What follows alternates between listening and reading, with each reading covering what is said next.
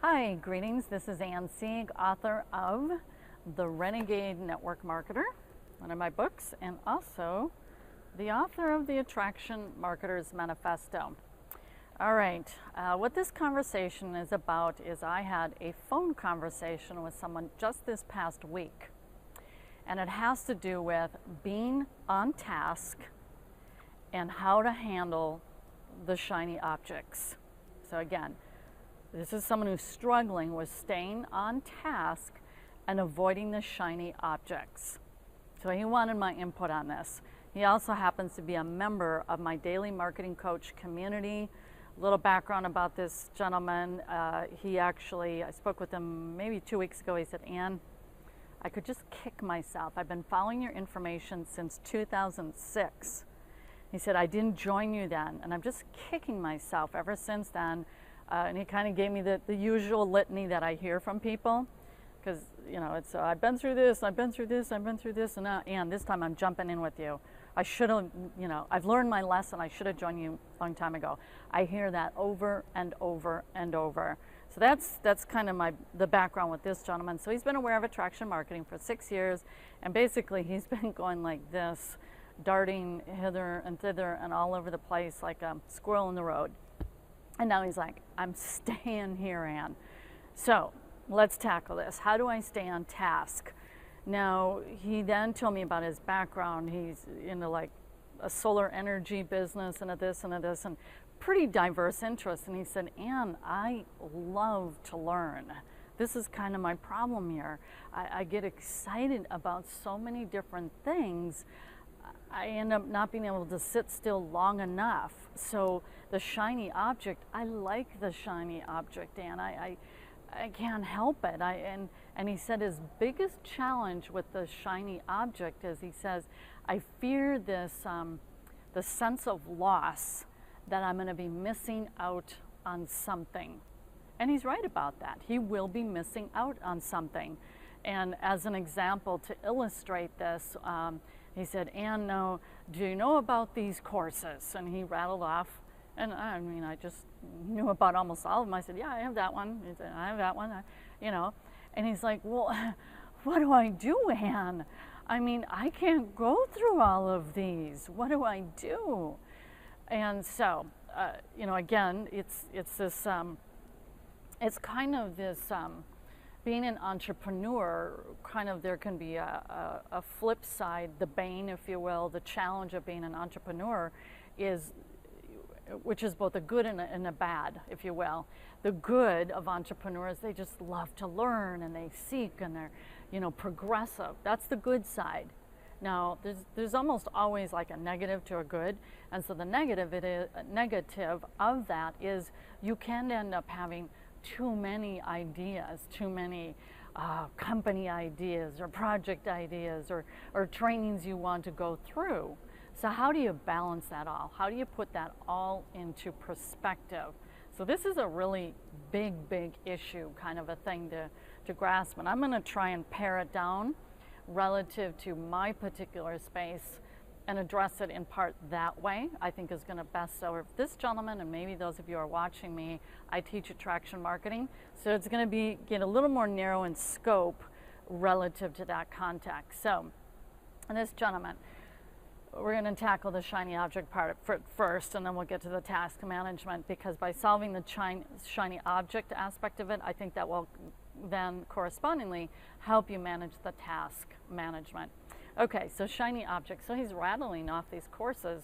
The majority of them were traffic generation. And so it's not understanding the framework of what you have to accomplish via attraction marketing. And without understanding that framework, you're very vulnerable to buying just a ton of stuff because you don't know what fits where. This is the whole framework of a daily marketing coach. There is one singular theme for which we've structured daily marketing coach after. And the terms are of great importance: daily marketing coach. It's the marketing, and so we're going to focus on in this conversation.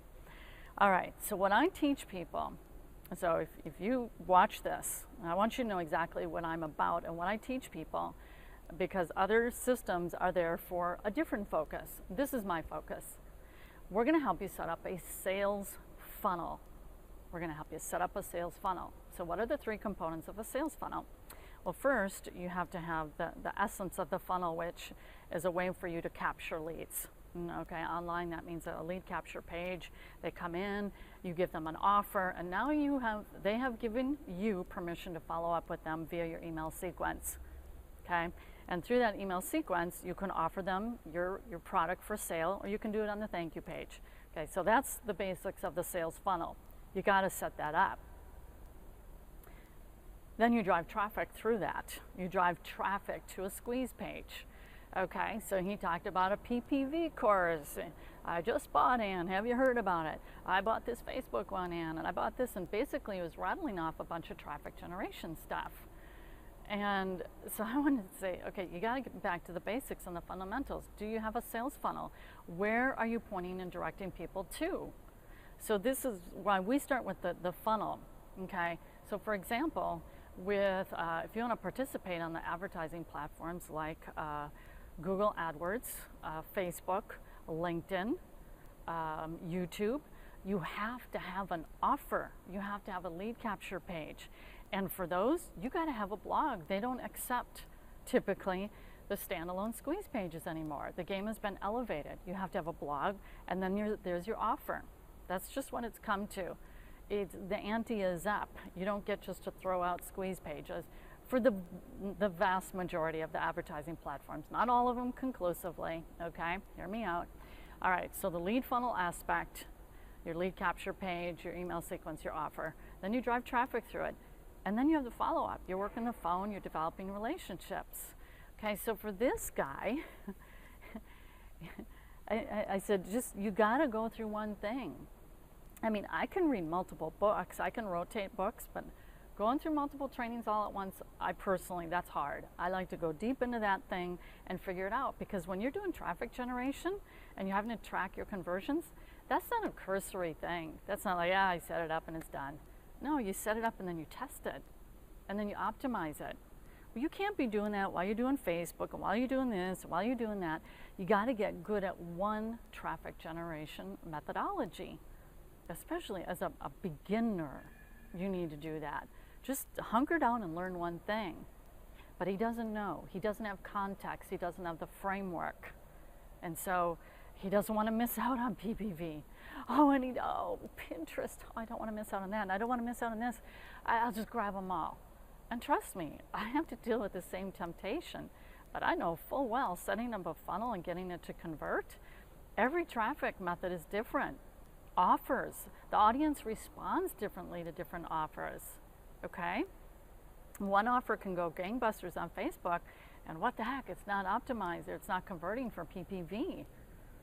Okay, so he needs to kind of like X out with all these traffic generations, just single it out and pick one to master. But he's first got to have the sales funnel set up. What's his lead capture page? And guys, we know the days of throwing out affiliate pages on the advertising platforms has come and gone. We used to be able to do that back in 07 and 08. The advertising platforms don't want to see that anymore. AdWords, they'll kick you in the butt. You'll be off. They're not going to allow that. You know, an affiliate squeeze page, you can't have that. So that's that conversation about how to deal with the shiny objects, especially relative to the attraction marketing space. DMC, this is my message, Daily Marketing Coach, is about setting up a sales funnel, driving traffic through it, and getting a highly converting funnel.